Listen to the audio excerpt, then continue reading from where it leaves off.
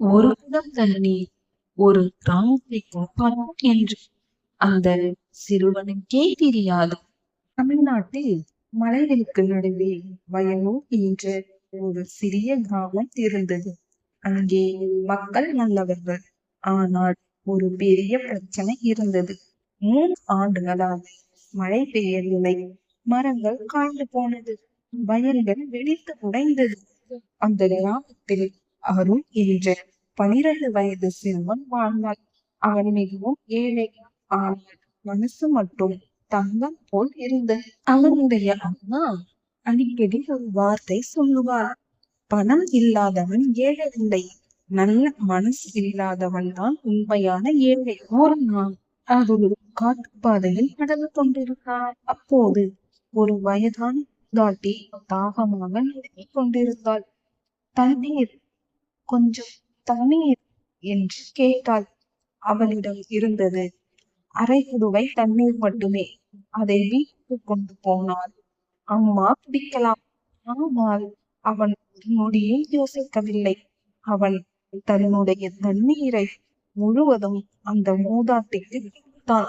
தண்ணீரை அருந்திய மூதாட்டி நினைத்தாள், நீ பெரிய செல்வந்தன் ஆகப் போகிறாய் என்றார். இவ்வார்த்தையை கேட்டு அருள் சிரித்தான். என்னிடம் ஒன்றுமே இல்லையே பாட்டி. அவனிடம் ஒரு பொன்னிற விதையை கொடுத்தாள். இதை நல்ல மனசோடு நட்டு வளர்த்துப்பார் என்று சொல்லிவிட்டு திடீரென மறைந்து விட்டான். அருள் அதிர்ச்சியில் நின்றான். அருள் அந்த விதையை வீட்டில் நட்டான். அம்மா கேட்டால், தண்ணீர் இல்லாத இடத்தில் இது எப்படி வளரும்? ஆனால் அவன் தினமும் அதற்கு சிறிது தண்ணீர் ஊற்றினார். கிராமத்தார் எல்லாரும் அவனை பார்த்து சிரித்தார்கள். காய்ந்த மண்ணில் மரமா வளரும் இவன் என்று நகைத்தார்கள். ஒரு நாள் இரவு பெரிய மின்னல் விழுந்தது. அடுத்த நாள் காலை அருண் நட்ட விதை ஒரு பெரிய மரமாக வளர்ந்திருந்தது. அதன் இலைகள் பொன்னாக ஜொலித்தது. அதிலும் பெரிய அதிசயம் என்ன தெரியுமா? அந்த மரத்தின் வேரிலிருந்து தூய தண்ணீர் வெளியேறியது. கிராம மக்கள் ஓடி வந்தார்கள். கிராமம் மிக சந்தோஷம். வயல்கள் மீண்டும் பசுமையாக மாறின. கிராம தலைவன் மிகவும் பேராசைக்காரன். இந்த மரம் என் நிலத்தில் இருக்க வேண்டும் என்றான்.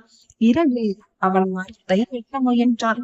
கோடாரி மரத்தை தொட்டவுடன் மரம் கருமையாக மாறியது. தண்ணீர் நின்றுவிட்டது. கிராமம் மீண்டும் வறண்டு போனது. மக்கள் மிகவும் பயந்து போனார்கள். அருளுக்கு மூதாட்டியின் வார்த்தை நினைவுக்கு வந்தது. நல்ல மனசோடு வளர்ப்பார். அருள் அனைவரிடமும் சொன்னான், நாம் ஒருவருக்கொருவர் உதவ வேண்டும். அப்போதுதான் இந்த மரம் மீண்டும் உயிர் பெறும். அந்த நாள் முதல் மக்கள் உணவை பகிர்ந்தார்கள். ஏழைகளுக்கு உதவினார்கள். சண்டைகளை நிறுத்தினார்கள். நோயாளிகளை பார்த்து கொண்டார்கள்.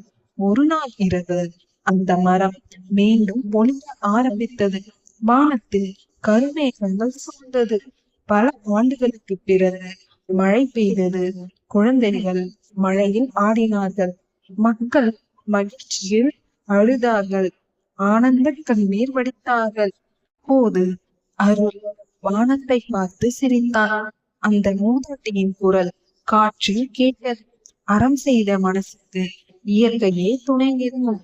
கதை உங்களுக்கு பிடித்திருந்தால் லைக் பண்ணுங்க. இது போன்ற கதைகளை மேலும் பார்ப்பதற்கு ஸ்டோரிஸ் ஆஃப் ஆர்ட் சேனலை சப்ஸ்கிரைப் பண்ணுங்க. தேங்க்யூ.